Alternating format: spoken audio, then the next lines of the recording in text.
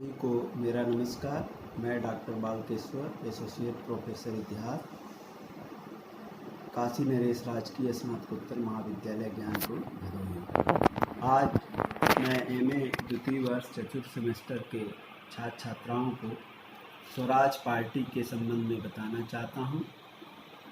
जैसा कि हम भारतीय राष्ट्रीय आंदोलन का पूरा इतिहास देखें तो उसमें स्वराज पार्टी के बारे में बहुत सारे लोग नहीं जानते हैं कि वास्तव में ये पार्टी क्या था, इस पार्टी के द्वारा क्या किया गया और इसमें इस पार्टी को किसने बनाया था और इस पार्टी का क्या योगदान रहा।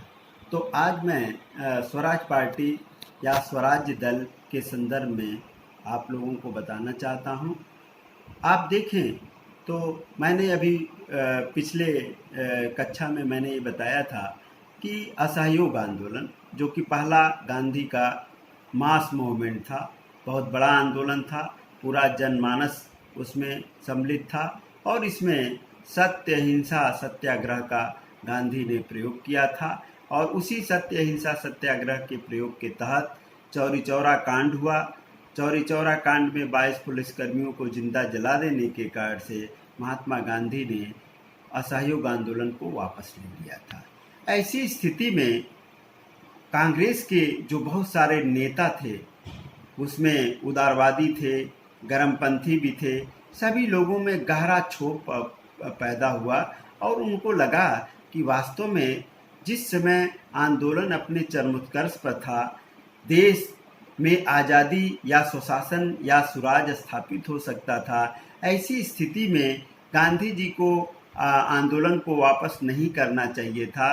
और इसमें सारे लोगों ने, चाहे मोतीलाल नेहरू हों, चाहे सुभाष चंद्र बोस हों, चाहे पंडित जवाहरलाल नेहरू हों, ऐसे बहुत सारे, चाहे CR दास हों, चाहे सब बहुत सारे लोगों ने गांधी जी के इस निर्णय की काफ़ी आलोचना की थी। इसी का प्रतिफल रहा कि स्वराज दल की स्थापना CR दास और मोतीलाल नेहरू ने इलाहाबाद में 1923 में किया था।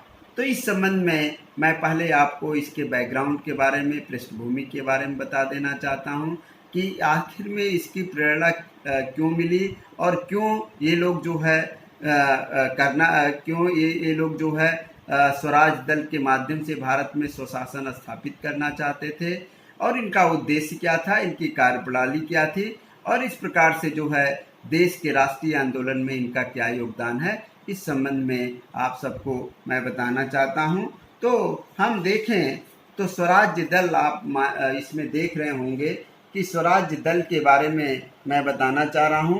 स्वराज्य दल में सबसे प्रमुख जो गठन के लिए सबसे प्रमुख तथ्य जो जिम्मेदार है वो है चौरी चौरा कांड का घटनाक्रम, क्योंकि इसमें हिंसा हो जाने के कारण से जनता के वो आक्रोश को महात्मा गांधी न समझ पाए।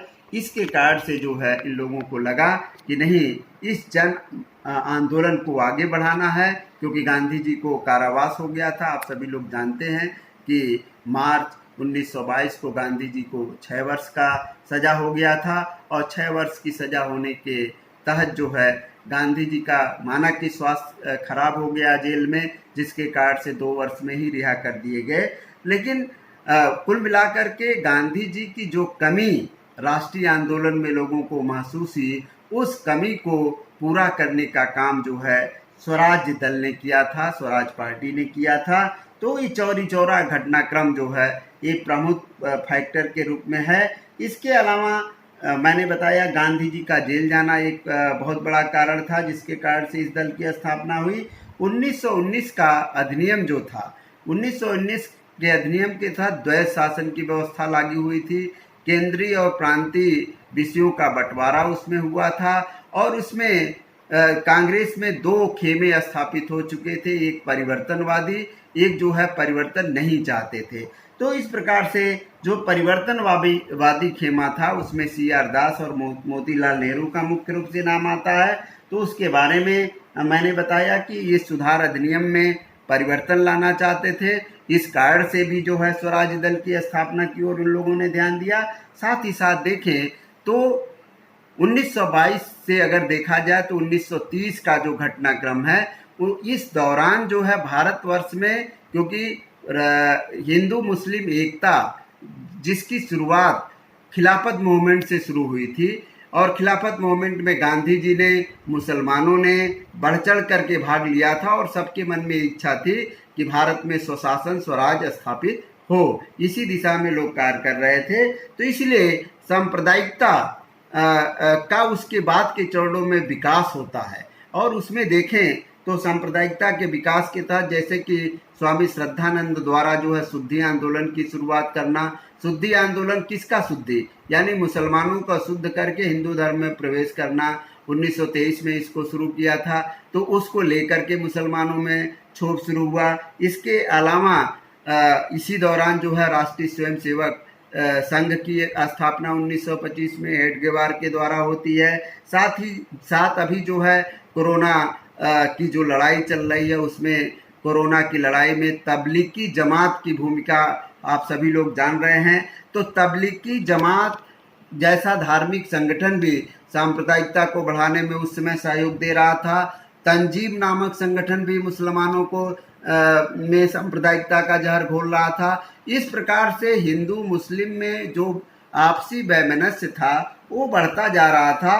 तो सांप्रदायिकता भी इसका एक प्रमुख कारण है। इसके साथ साथ जो गया में कांग्रेस का अधिवेशन हुआ, गया में कांग्रेस के अधिवेशन की अध्यक्षता जो है 1922 में CR दास, चित्तरंजन दास ने किया था। और चित्तरंजन दास परिवर्तनवादियों के समर्थक थे। वो 1919 के अधिनियम में परिवर्तन चाहते थे। इसीलिए जो है इस गया अधिवेशन में ये चाहते थे कि जबकि उसमें CR दास तो परिवर्तन चाहते थे, लेकिन C राजगोपालाचारी ऐसे बहुत सारे लोग जो है परिवर्तन के पक्ष में नहीं थे। तो इस प्रकार से आपसी मतभेद बढ़ता गया, जिसका प्रतिफल रहा कि गया अधिवेशन के बाद जो है हम देखें तो CR दास ने कांग्रेस की सदस्यता से त्यागपत्र दे दिया। और इस प्रकार से कांग्रेस के नेताओं में जो असंतोष पैदा हो रहा था, उस असंतोष के कारण से भी जो है हम देखें स्वराज दल की स्थापना हुई थी। क्योंकि गांधी जी का उद्देश्य था कि अभी हमको प्रशिक्षण लेना है, अभी हमको सीखना है, क्योंकि हम अपना संघर्ष करने के लिए अभी पूरी तरह से तैयार नहीं है। सत्य अहिंसा सत्याग्रह का जो प्रयोग दक्षिण अफ्रीका में गांधी जी ने किया था, उसको सही ढंग से हम क्रियान्वित भारतवर्ष में नहीं कर पा रहे हैं। इसलिए कांग्रेस के नेताओं में भी उसको लेकर के असंतोष था। इसके साथ साथ आप देखें तो क्रांतिकारी मूवमेंट की भी उस दौरान बहुत भूमिका थी, क्योंकि कांग्रेस की जो नीति थी, क्रांतिकारियों की जो नीति थी, दोनों में बहुत अंतर था। क्रांतिकारी आंदोलन के लोगों का मानना था कि बिना अंग्रेजों को डराए धमकाए, बिना बम और पिस्तौल की राजनीति से भारत से जाने वाले नहीं हैं। तो इसमें हम देखें तो बंगाल में भी और उत्तर भारत में भी हिंदुस्तान रिपब्लिकन एसोसिएशन, बाद में हिंदुस्तान सोशलिस्ट रिपब्लिकन एसोसिएशन की स्थापना होती है। इसमें चंद्रशेखर आज़ाद हुए, भगत सिंह हुए, बटुकेश्वर दत्त हुए, अशफाक उल्ला खान, ऐसे तमाम लोगों ने महत्वपूर्ण भूमिका निभाया। तो इस प्रकार से क्रांतिकारी मूवमेंट का भी प्रभाव उस समय दिखाई देता है। उसका एक दूसरा विकल्प जो है हम देखें तो स्वराज पार्टी, क्योंकि कांग्रेस के अंदर अंग्रेजों का विरोध करके जो है वह अंग्रेजों से सुधार करवाना चाहती थी। उसी उद्देश्य से इसकी स्थापना प्रयागराज में हुई थी।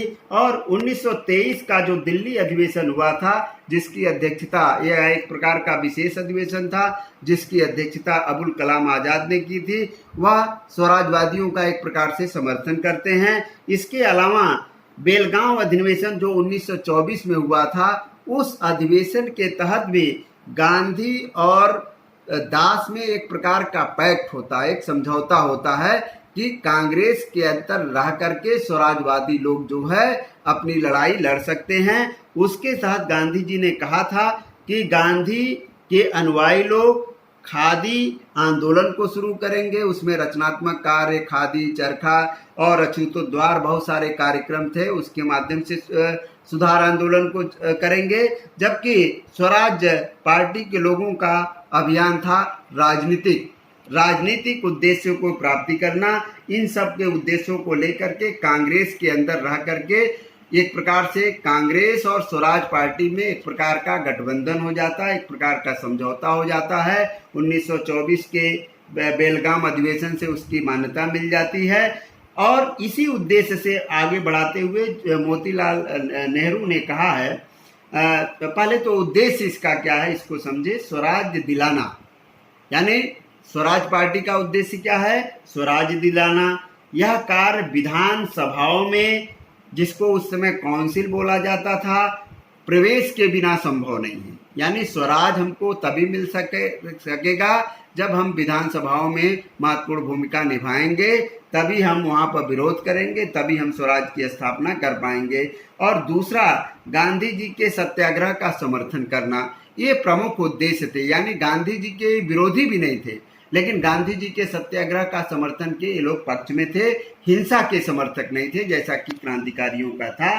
इसीलिए मोतीलाल नेहरू ने कहा है, हमारा उद्देश्य नौकरशाही द्वारा स्वराज के मार्ग में आई बाधा का मुकाबला करना है। यानी नौकरशाही यानी ब्यूरोक्रेट्स के द्वारा जो स्वराज के मार्ग में बाधा उत्पन्न हो रही है, उस बाधा को दूर करना हमारा उद्देश्य है। इसी के अनुसार जो है स्वराज पार्टी ने अपने जो कार्य किए उसके बारे में मैं बता देना चाहता हूं कि 1923 का आम जो चुनाव हुआ उसमें स्वराज पार्टियों की बहुत बड़ी भूमिका थी और स्वराज पार्टियों को बहुत बड़ी सफलता भी इसमें मिली थी।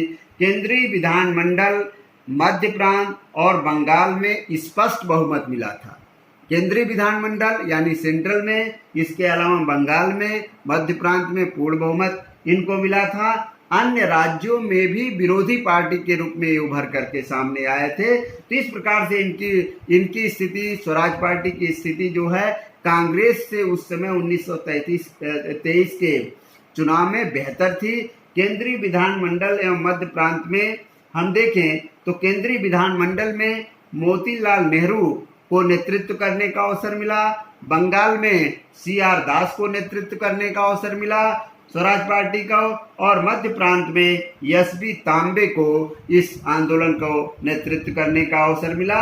और इस प्रकार से देखा जाए केंद्रीय विधान परिषद में उस समय स्वराज पार्टी को बहुत सारे संगठन, बहुत सारे वो बने हुए थे। उसमें 145 में से स्वराजियों को कुल 47 सीटें मिली थी। तो इस प्रकार से स्वराज पार्टी की स्थिति उत्तरोत्तर मजबूत होती जा रही थी और मोतीलाल नेहरू ने 8 फरवरी 1924 को केंद्रीय विधान परिषद में प्रस्ताव पारित करके कहा था कि यदि परिषद उत्तरदायी सरकार स्थापित करने के लिए 1919 के अधिनियम में परिवर्तन की सलाह देती है तथा आग्रह करती है कि निकट भविष्य में एक संविधान बनाने के लिए जिसमें भारत में अल्पजातियों को हितों का ध्यान में रखा जाए और भारत के प्रतिनिधियों का एक गोलमेज सम्मेलन बुलाया जाए, इस केंद्रीय विधानमंडल को भंग कर नए केंद्रीय विधानमंडल के समक्ष इस संविधान को स्वीकृत किया जाए तथा बाद में अधिनियम को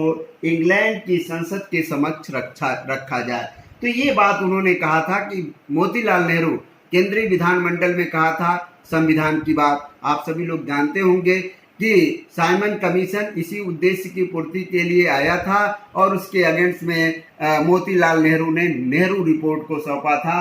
और इसके साथ साथ जो एक और महत्वपूर्ण बात है कि जो है कि केंद्रीय विधानमंडल को भंग कर नए संविधान के निर्माण की बात, इसके साथ साथ जो है अल्प जातियों को हितों को ध्यान में रखे, यानी कि अल्पसंख्यक जो जातियां हैं, चाहे हिंदू में दलित हों चाहे अन्य हों, उनके सहयोग की बात की जाए, उनके समर्थन की बात किया जाए। और इसके लिए गोलमेज सम्मेलन किया जो कि बाद में हुआ, 3 गोलमेज सम्मेलन हुए, उसमें लोगों को बुलाया गया, लोगों से राय मशवरा किया गया, है कि नहीं। और साइमन कमीशन का तो आप जानते हैं कि विरोध इसलिए हुआ क्योंकि उसमें कोई भारतीय सदस्य नहीं था।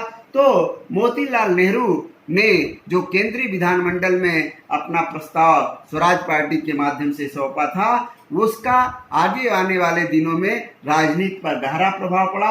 और इसके साथ साथ उन्होंने 1924 में इंडियन सिविल सर्विस के विषय में विधानसभा में रिपोर्ट अस्वीकार कर दिया था, जिसे काउंसिल ऑफ स्टेट में बाद में पारित किया है। कुल मिलाकर के क्योंकि इंडियन सिविल सर्विस का जो रिपोर्ट था, क्योंकि विधानसभा में केंद्रीय विधानमंडल में इनका बहुमत था, इसलिए वहां से तो अस्वीकार किया गया, लेकिन काउंसिल ऑफ स्टेट के पास गया तो वहां से पारित कर दिया। तो इस प्रकार से जो भी कानून ये पारित करवाना चाहते थे वह पारित नहीं हो पाता था, या तो गवर्नर जनरल की परिषद, या तो गवर्नर की परिषद, या काउंसिल ऑफ स्टेट उसको जो है खारिज कर देता था। इस प्रकार से ये विरोध तो प्रकट करते थे, लेकिन उस विरोध का कहीं सार्थक रिजल्ट नजर नहीं आता था। बस ये कह सकते हैं इसी कारण से 1924-25 से लेकर के 1926-27 के बजट के लिए भी स्वराज्यों ने अस्वीकार किया था। जो बजट इन लोगों ने आमजन के विरोधी पास किया था उसका इन्होंने शिकायत की थी, लेकिन उसे भी गवर्नर जनरल की परिषद ने जो है विशेषाधिकार, क्योंकि गवर्नर जनरल को विशेषाधिकार था, उस बजट को गवर्नर जनरल ने पारित कर दिया था। तो इस प्रकार से ये जो कार्य किए उस कार्य का केवल मात्र ये कहा जाए कि विरोध था, उसको जो है क्रियान्वित कर पाने में असफल रहे। बस ये कह सकते हैं जनता में एक जन आंदोलन को उभारने में ये सार्थक प्रयास किए। बंगाल में CR दास ने मंत्री पद अस्वीकार दिया था। क्यों? क्योंकि वो ये नहीं चाहते थे कि अगर मंत्री पद को प्राप्त करेंगे तो जो गवर्नर की परिषद है उसमें हम जो विरोध नहीं कर पाएंगे। इसी उद्देश्य को लेकर के CR दास ने मंत्री पद का स्वीकार किया।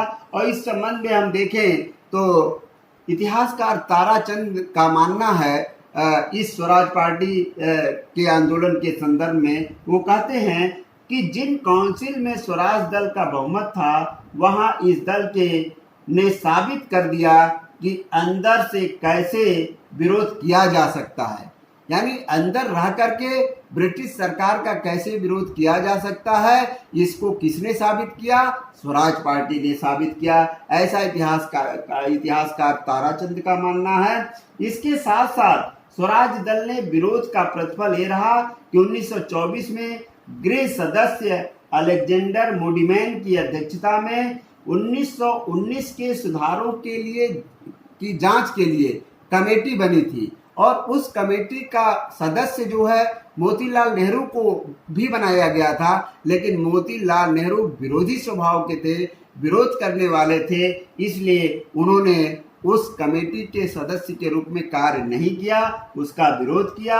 और इस प्रकार से देखा जाए तो मोडिमैन की अध्यक्षता में जो 1919 के अधिनियम को जांच करने की कमेटी गठित की गई थी, उस कमेटी ने जो अपनी रिपोर्ट सौंपी, उस रिपोर्ट के अनुसार द्वैध शासन को उचित ठहराया गया था कि 1919 का जो द्वैध शासन है वो उचित है, उसमें कोई त्रुटि नहीं है। तो मोतीलाल नेहरू ने पूरा प्रयास किया कि ये द्वैध शासन में जो है 1919 में सुधार हो, लेकिन उसका कोई सकारात्मक प्रभाव नहीं दिखाई देता है, क्योंकि गवर्नर जनरल इसका जो विशेषाधिकार था, उस विशेषाधिकार से अगर कोई कानून पास करके विधानसभाओं द्वारा जाता है, केंद्रीय विधानसभाओं द्वारा जाता है, तो वह गवर्नर जनरल जो है उसको खारिज कर देता है। इस प्रकार से उसे बहुत सफलता नहीं मिलती है।